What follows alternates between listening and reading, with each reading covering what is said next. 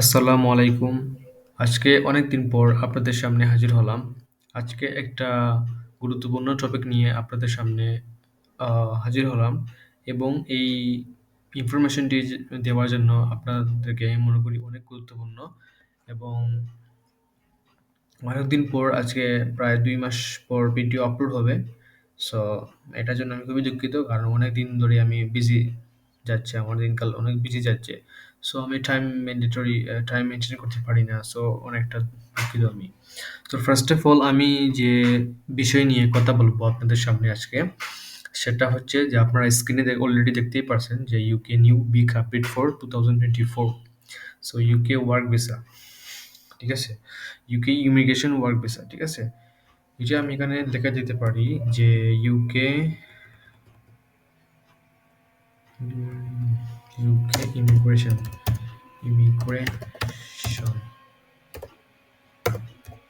So UK so আপনারা দেখতে পাচ্ছেন UK immigration new big update for 2024।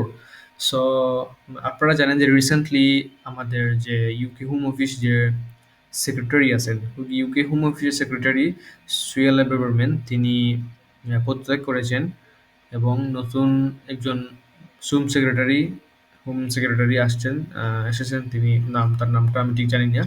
So তিনি তার একটা প্রস্তাব রেখেছেন পার্লামেন্টে। সো আমরা অনেকেই না জেনেই অনেক কিছু বললেই যে এই ইউকের ভিসা বন্ধ হতে যাচ্ছে, সেই ভিসা বন্ধ হতে যাচ্ছে, কেয়ার ভিসা বন্ধ হতে যাচ্ছে। এগুলো অনেক আহ, ফাও কথা, সেগুলো আপনারা কান দিবেন না, গুজব। ঠিক আছে, বন্ধ হতে যাচ্ছে না, বাট ইউকে হোম অফিসের সেক্রেটারি তিনি একটা প্রস্তাবন রেখেছেন ইউকে পার্লামেন্টে যে এই দিক নির্দেশনাগুলো, পলিসিগুলো এখানে দেওয়া উচিত।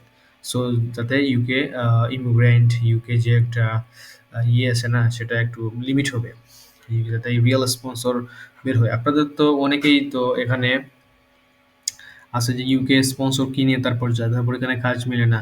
সো এটা নানান সমস্যা হচ্ছে। সো এগুলো তারা বুঝে যাচ্ছে অলরেডি।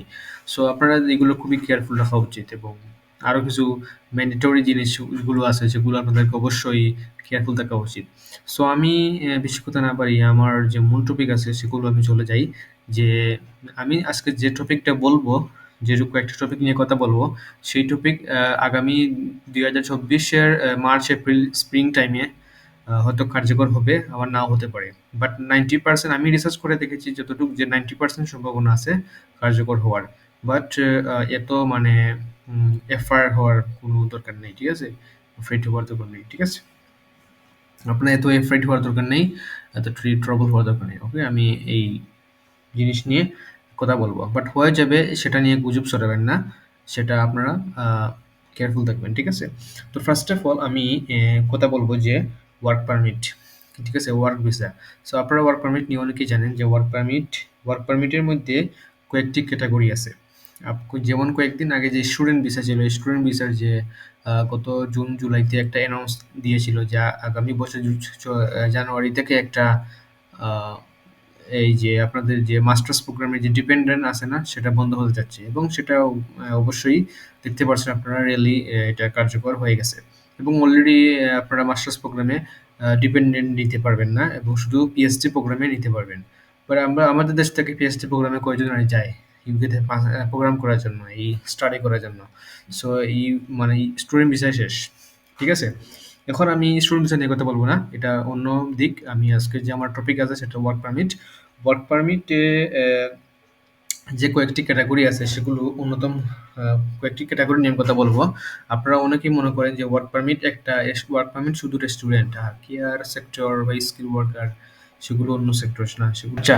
ওয়ার্ক পারমিটের ভিতরে কয়েকটি ক্যাটাগরি আছে, সেগুলো হলো যে স্কিল ওয়ার্কার এবং হচ্ছে কেয়ার ভিসা এবং হচ্ছে কেয়ার সেক্টর, স্কিল ওয়ার্কার, এই ২ টা, আর ওটা হচ্ছে স্কেল-আপ। সো ৩ টা। আর আরো কিছু বিষয় আছে, যেমন এগুলো I means as far as I know, যতটুকু জানি যে এটা ওয়ার্ক পারমিটের ভিতরে পড়ে না। কিছু ভিসা আছে যেমন গ্লোবাল মোবিলিটি, গ্লোবাল উম এরকম কিছু ভিসা আছে, স্কিম আছে, যেগুলো মনে হয় যারা অস্ট্রেলিয়া, নিউজিল্যান্ড, আমি যতটুকু ইউকের gov.uk এর যে অফিসিয়াল ওয়েবসাইট আছে সেগুলো আমি ঘাটাঘাটি করে দেখেছি যে এগুলো আমাদের বাংলাদেশীদের জন্য না, এগুলো হচ্ছে বাইরে চায়না, আপনার কানাডা, নিউজিল্যান্ড, অস্ট্রেলিয়া, হংকং, এদের জন্য, আমাদের জন্য না, ঠিক আছে? তো সেটা কথা আমি বলবো না। যেগুলো আমাদের জন্য প্রযোজ্য সেগুলো আমি বলবো। তো আমাদের জন্য ওয়ার্ক পারমিটের ভিতরে আমি দেখেছি যে কেয়ার এবং স্কিল ওয়ার্কার এবং হচ্ছে স্কালাপ ভিসা, সো তিনটা ক্যাটাগরি পড়ে ওয়ার্ক পারমিটের ভিতরে।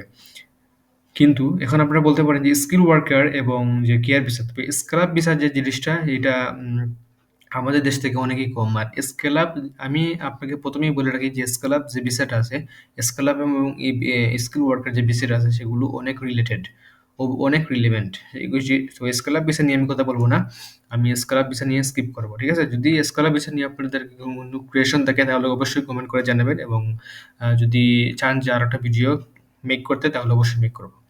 সো সেই মতামত আপনার কমেন্টে জানিয়ে দিবেন। তো আমি স্কিল ওয়ার্কার এবং কেয়ার ভিসা নিয়ে মূলত কথা বলবো, যে কেয়ার সেক্টরে এবং স্কিল ওয়ার্কার সেক্টরে যে দুইটা বিগ অ্যানাউন্স আসছে হোম সেক্রেটারির পক্ষ থেকে, হোম সেক্রেটারি থেকে, সো সেই দুইটা অ্যানাউন্স আমি কথা বলবো। তো ফার্স্ট অফ অল আমি স্কিল ওয়ার্কার নিয়ে কথা বলছি। স্কিল ওয়ার্কারে যে অ্যানাউন্সটা এসেছে, যে আপডেটটা এসেছে, সেটা হলো যে স্যালারি বাড়ানো হবে। আপনারা ইতিমধ্যেই অনেকেই জানেন না, আবার জানেনও যে স্যালারি বাড়ানো হবে। তো স্যালারি বলতে কি বোঝানো হয়েছে, যেমন আগে ছিল স্কিল ওয়ার্কারে 26,000 পাউন্ড ন্যূনতম, মিনিমাম ছিল 26,000 পাউন্ড, এখন এটা বাড়িয়ে হয়েছে 38,000 পাউন্ড। তাতে আপনাদেরও একটা মানে এখানে যে আপনার জেনুইন ম্যাচুরিটি যেটা জিনিসটা আছে সেটা বের হবে, এবং তাদেরই লাভ হবে। তাদের কি লাভ হবে এটা বাড়িয়ে? তাদের লাভ হবে মাইগ্রেন্ট কম হবে, মানে পিপল মাইগ্রেশন কম হবে, এবং ১ নম্বর। দ্বিতীয় নম্বর হলো যে তাদের ট্যাক্স বেশি পাবে। আপনারা জানেন যে অনেকেই যে যারা ইউকেতে এনআই জব করেন, যারা ক্যাশিয়ার হ্যান্ড জব ছাড়া যারা লিগ্যাল ভাবে জব করেন, এনআই জব, সেটা 20% কেটে নেয় ইউকে সরকার। তো অনেক যদি তারা ৩৮,০০০ টাকা, ৩৮,৭০০ পাউন্ড করেছে, বাট এটা কার্যকর হয়নি। বাট যদি ৩৮,০০০ পাউন্ড তারা করে তাহলে সেটা বাংলাদেশি টাকায় প্রায় বর্তমান রেটে ৬০ লাখ টাকা। তো ৬০ লাখ টাকায় প্রায় আপনার বছরে পড়ছে, সরি, আপনার মান্থলি পড়ছে ৫ লাখ টাকা, ৫ লক্ষ টাকা। সো ৫ লক্ষ টাকা সামথিং। তো ৫ লক্ষ টাকার মধ্যে যদি আপনি 20% ট্যাক্স দিয়ে দেন তাহলে হচ্ছে ১ লক্ষ টাকা। সো সেটা আপনি এখন দিচ্ছেন ধরুন ৫০,০০০ টাকার নিচে, সেটা আপনি আগামীতে দিবেন ১ লক্ষ টাকা। সো সেই জিনিসটা তাদের ট্যাক্সটা একটু বেশি পাবে। সো সেটাই তাদের লাভ। এবং আমাদের তো অনেক ক্ষতি হয়ে যাবে, আপনারা জানেন যে, এবং আমি মনে করি এটা ক্ষতি আর লাভ, এটা আমার দেখার বিষয় নাই। কারণ এটা হচ্ছে জেনুইন ম্যাচুরিটি। আপনাদের যদি এক্সপেরিয়েন্স থাকলে অবশ্যই আপনারা সেটা চান, সেটা করতে পারেন। তো 26,000 পাউন্ড থেকে সেটা 38,700 পাউন্ড করা হয়েছে। ঠিক আছে? তো বাট এটা প্রস্তাবন রাখা হয়েছে। এটা এখনো বিল পাস, মানে এটা পাস হয়নি এবং পাস হলে ইউকে প্রাইম মিনিস্টার, কিং তাদের মাধ্যমে পাস হয়, তারপর এটা কার্যকর হবে। ঠিক আছে? এবং এই হলো স্কিল ওয়ার্কার, এবং আপনারা ডিপেন্ডেন্ট নিতে পারবেন। স্কিল ওয়ার্কারে ওয়ার্ক পারমিটের ভিতরে আমাদের ৩ টা ক্যাটেগরি আছে, স্কালাপ, কেয়ার এবং স্কিল ওয়ার্ক। তবে আমরা স্কিল ওয়ার্কার এবং কেয়ার সেক্টর সবসময় ইউজ করে থাকি।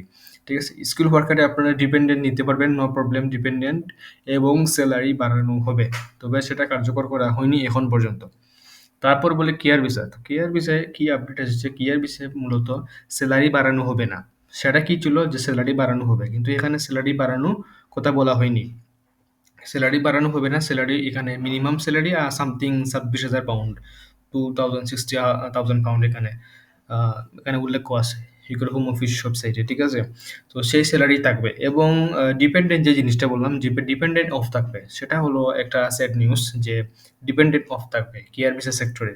মনে রাখবেন যে স্কিল ওয়ার্কার ভিসা ডিপেন্ডেন্ট খোলা আছে, মানে অন আছে, বাট আপনার স্যালারিটা বাড়ানো হয়েছে। স্যালারিটা বাড়ানোর কারণে আপনার কোম্পানি হয়তো কস্ট লেটার না দিতেও পারে, আবার আপনার কোম্পানি স্পন্সর না করতে পারে। হ্যাঁ? আবার যদি করেও তাহলে আগে ছিল যেমন ৩০ লক্ষ টাকায় বা ২৫ লক্ষ টাকায় আপনারা স্পন্সর কিনতেন, সেই জায়গায় এখন ৪০ লক্ষ টাকা হয়ে যেতে পারে। হ্যাঁ? ঠিক আছে? এটা হয়তো বিজনেস। ঠিক আছে? সেগুলো আপনারা বুঝতে পারবেন। এবং কেয়ার বিজনেস সেক্টরে এটা আপনারা ডিপেন্ডেন্ট অফ, বাট আপনারা সেম স্যালারি দিয়ে যেতে পারবেন। সেম স্যালারি দিয়ে কোর্স ইস্যু করে যেতে পারবেন 26,000 পাউন্ড দিয়ে। ঠিক আছে? তো সেটা হলো বিগ আপডেট। এবং স্কেলাপ ভিসা যেগুলো নিয়মিত রয়েছে, স্কেলাপ আর স্কিল ওয়ার্কার সেম। এগুলো কোনো অন্য কিছু ইয়েও না। ঠিক আছে? স্কিল ওয়ার্কারে আপনি যে কোনো ক্যাটাগরিতে যেতে পারবেন। কেয়ার সেক্টর জাস্ট আপনি nurse, medical, doctor profession, dental, এইচআরই যেতে পারবেন, ঠিক আছে? স্কিল ওয়ার্কার আপনি যেকোনো সেক্টরে যেতে পারবেন। এগুলো মানে সবগুলি ওয়ার্ক। সো এগুলো সব ভিসাগুলোই ওয়ার্ক পারমিটে বুঝতে পারেন। আপনারা যারা এতদিন যারা আপনাদের যারা একটা কনফিউশন ছিল মনে যে কোনটা কেয়ার ভিসা, কোনটা ওয়ার্ক পারমিট, কোনটা স্কিল ওয়ার্কার। সো আজকে এই ভিডিওর মাধ্যমে আশা করি আপনাদের ক্লিয়ার হয়ে গেছে যে কোন ওয়ার্ক পারমিট হলো সবগুলোই ওয়ার্ক পারমিটের ভিতরে আন্ডার ভিতরে আপনাদের যে skill up and skill worker and care এই ৩ টা সেক্টর পড়ে এবং আরো কয়েকটি সেক্টর আছে সেগুলো আমাদের জন্য প্রযোজ্য না। এগুলো হলো যে নিউজিল্যান্ড, অস্ট্রেলিয়া যে বললাম, হংকং, চায়না তাদের জন্য। ঠিক আছে? সো এগুলো হলো বিগ আপডেট হোম অফিস থেকে, ঠিক আছে? Immigration update. এবং আমি ছোট্ট আরেকটি বলবো যে ইউকেতে নতুন একটি ভিসা চালু হয়েছে, সেটা হলো ইউকে কনস্ট্রাকশন ভিসা। কি? ইউকে কনস্ট্রাকশন ভিসা চালু হয়েছে, সেটা আপনি যারা আপনাদের ইঞ্জিনিয়ার যারা আছে, যারা কনস্ট্রাকশনের কাজ করে থাকেন তারা ট্রাই করতে পারে। ঠিক আছে? সো কনস্ট্রাকশন বিষয় নিয়ে যদি কোনো একটু ভিডিও লাগে, যে কোনো ইনফরমেশন, ফুল ইনফরমেশন লাগে, তাহলে অবশ্যই কমেন্টে জানিয়ে দিবেন। আমি একটা ভিডিও মেক করে দিব। ওকে, সো আরেকটা ইনফরমেশন যেটা হলো আইএলস এর ব্যাপারে। সো ইদানিং দেখা যাচ্ছে যে আইএলস যারা জিটি পরীক্ষা দিচ্ছেন, মানে জেনারেল ট্রেনিং যারা দিচ্ছেন, সো জেনারেল ট্রেনিং এ আপনাদের রিডিং যে স্কোরটা আছে সেটা অনেক কম আসছে। সো সেটা কম আসার মানে কি, সেটা আমি আজকে এই ভিডিওর মাধ্যমে ক্লিয়ার করে দিব। এবং যারা একাডেমিক পরীক্ষা দিচ্ছে তাদের অনেক ভালো হচ্ছে। আপনাদের মনে করেন যে একাডেমিক শুধু স্টুডেন্ট, রানিং স্টুডেন্ট তাদের জন্য না, এটা একটা ভুল ধারণা। এবং জিটি হচ্ছে অ্যাডাল্টের জন্য, সেটা একটা পুরো ভুল ধারণা আপনাদের জন্য। ঠিক আছে? তো সেটা হচ্ছে সম্পূর্ণ ভুল ধারণা যে আপনারা যারা জিডি পরীক্ষা দিচ্ছেন, তো জিডি পরীক্ষার স্কোরিং যে মার্কিং আছে আর এবং একাডেমিকে যে স্কোরিং মার্কিং আছে সেটা আমি আজকে তুলে ধরবো। তো সেটা হলো যে মার্কিং ক্রাইটেরিয়া যেটা আছে সেটা সম্পূর্ণ সঠিক, মানে সম্পূর্ণ সিমিলার, বাট রিডিং যে সেকশনটা আছে যেটা আপনার সবসময় আপনারা মারা খান, তো সেই জিনিসটাই আপনার কিছু স্কোরিং নন সিমিলার আছে। সো এটা ব্যবধানটা হলো যে যারা অলরেডি আইএলটিএস করেছেন তারা জানেন যে আউট অফ 40 মাঝে যাদের মধ্যে যাদের 15টা হয়, যাদের 15টা হয় তাদের হচ্ছে ব্যান্ড 4 পয়েন্ট দিবে ইন জিজি। ঠিক আছে? জিজি পরীক্ষা যারা জিজি পরীক্ষা দিবে তাদের 40টার মধ্যে রিডিংয়ে হচ্ছে 15টা যদি হয় তাহলে ব্যান্ড 4 পয়েন্ট দিবে। ঠিক আছে? এর নিচে হলে ব্যান্ড 3.5 3 পয়েন্ট চলে আসবে জিডিতে। এবং আপনারা যদি একাডেমিক দেন তাহলে কি আসবে জানেন? আপনারা যদি একাডেমিক দেন তাহলে যদি আপনাদের 40টার মধ্যে 15টা হয়, 15টা হয় তাহলে আপনাদের ব্যান্ড আসবে 5 পয়েন্ট। সো আপনারা অলরেডি বুঝে গেছেন যে কি পরিমাণ ব্যবধান। সো বাদবাকি যে জিনিস আছে যেমন স্পিকিং, লিসনিং, সেগুলো হুবহু সেম এবং রাইটিং এ টাস্ক ওয়ান ব্যবধান আছে। যারা আইএলটিএস করতেছেন তারা এটা অলরেডি ক্লিয়ার করবেন। এবং এই হলো ব্যবধান। আপনারা যারা ওয়ার্ক পারমিটে যাওয়ার ইচ্ছা আছে ফিউচারে, তারা অবশ্যই একাডেমিক দিবেন, জিটি দিবেন না। ঠিক আছে? একাডেমিক দিয়ে আপনাদের অবশ্যই, যদি আপনারা নিউ হন, যে আপনাদের অনেক স্টাডি গ্যাপ আছে, অনেক বছর স্টাডি করছেন না, সো তারপরে কোনো সমস্যা নেই, আপনারা অবশ্যই একাডেমিক করবেন। এবং একাডেমিক আর জিটির মধ্যে তেমন কোনো পার্থক্য নেই। জাস্ট আপনার রাইটিং টাস্ক ওয়ান ব্যবধান এবং হচ্ছে একাডেমিকে আপনার রিডিং এ স্কোরিং ব্যবধান। তো স্কোরিংটা আমি আপনাদেরকে বলে দিলাম। সো আশা করি ক্লিয়ার হয়ে গেছে। এবং যদি আইএলটিএস নিয়ে কোনো আইএলটিএস রিলেটেড কোনো কোয়েশন থাকে তাহলে অবশ্যই কমেন্ট করতে পারেন। এবং যদি কোনো ভিডিও মেক করা লাগে তাহলে অবশ্যই জানিয়ে দিবেন। আমি সেই সম্পর্কে একটা ভিডিও প্রপারলি আপলোড করে দিব আমার ইউটিউব চ্যানেলে। ঠিক আছে?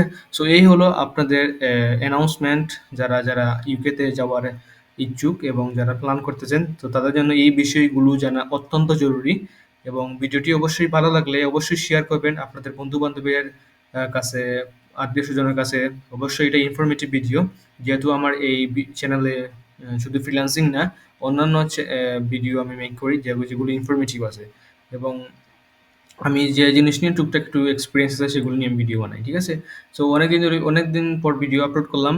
এবং সবাই যারা এখনো চ্যানেলটি সাবস্ক্রাইব করেনি, সাবস্ক্রাইব করে পাশে থাকবেন এবং বেল আইকনটি বাজিয়ে রাখবেন। সো সবাই ভালো থাকবেন, সুস্থ থাকবেন। আসসালামু আলাইকুম।